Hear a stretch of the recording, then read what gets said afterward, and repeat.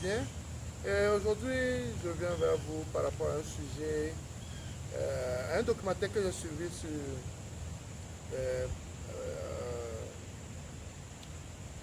sur YouTube la dernière fois. Ça m'a fait un peu mal. Ça m'a fait un peu mal parce que ça reflète la réalité de nos pays africains. Il s'agit de quoi? Il s'agit des noix de cajou.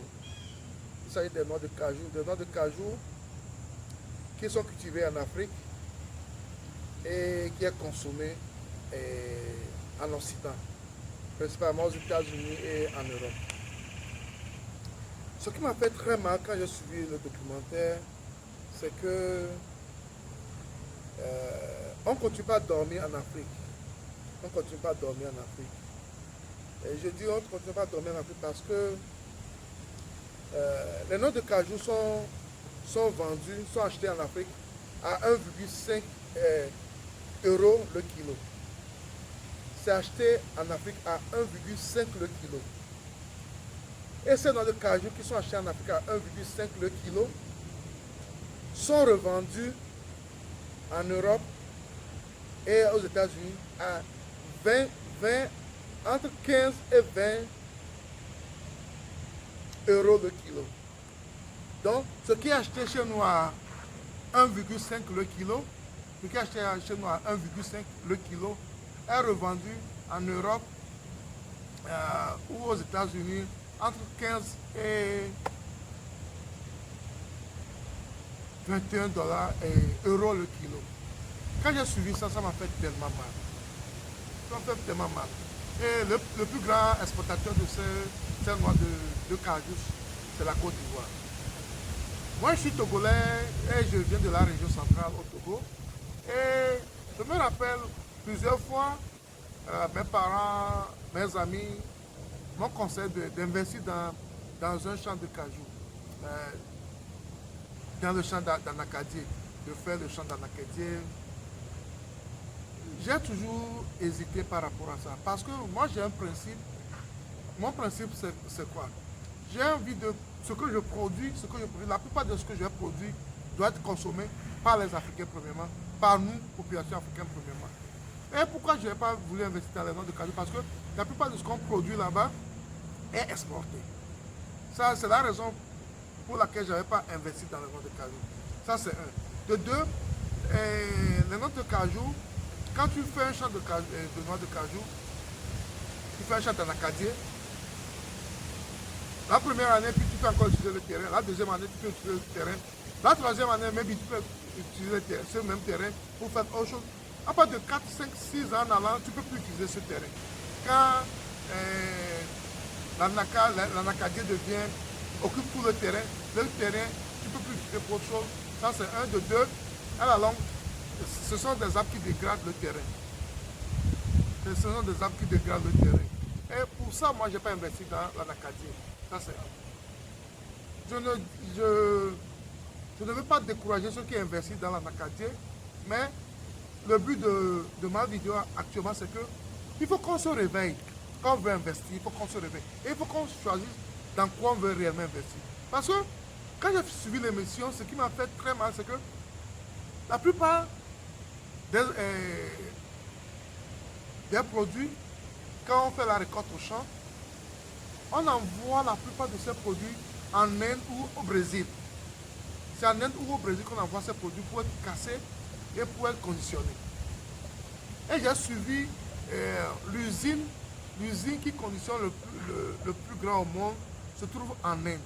Et vous savez quoi? Cette usine est conçue sur une superficie de seulement 3 hectares. C'est une usine qui est construite sur une superficie de seulement 3 hectares. Et c'est elle qui est la première au monde à transformer les noix d'Anacadier. Vous pensez que ces 3 hectares qui nous manquent en Afrique pour construire une usine de ce genre?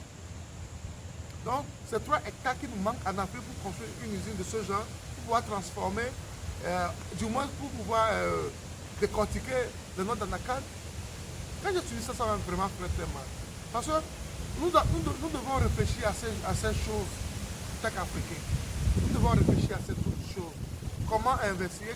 Et je pense que créer une très bonne usine de transformation pour décortiquer les noix d'anacarde, nous avons besoin de cela.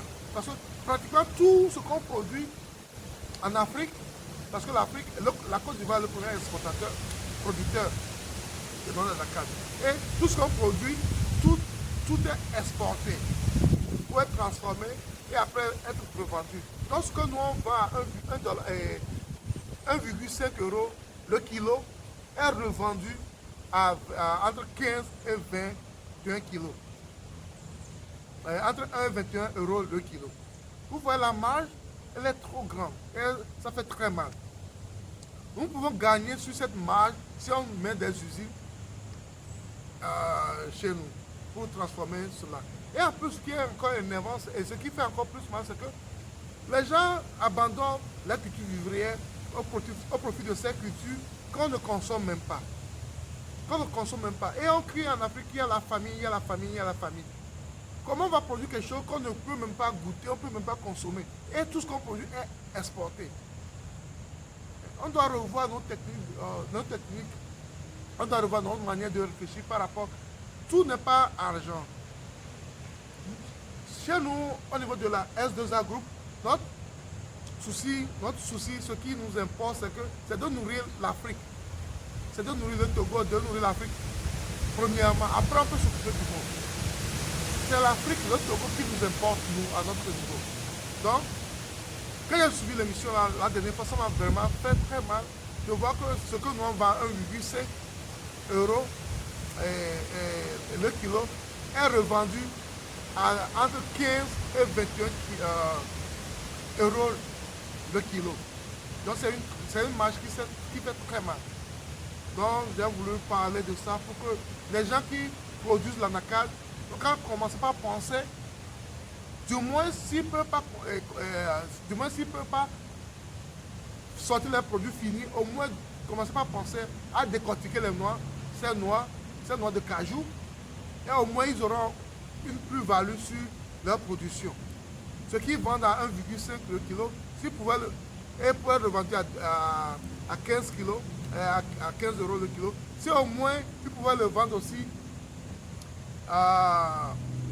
entre 5 ou bien 6 voire 10 kilos, ça serait encore plus consistant pour eux. Donc, il faut qu'on réfléchisse à ça. Ceux qui sont les grands producteurs de noix d'anacarde en Afrique doivent sérieusement penser à cela. Doivent sérieusement penser à comment faire pour pouvoir, du moins, décortiquer les noix. C'est très très important. Et sur ce, je pense que vous allez passer une très bonne semaine de travail.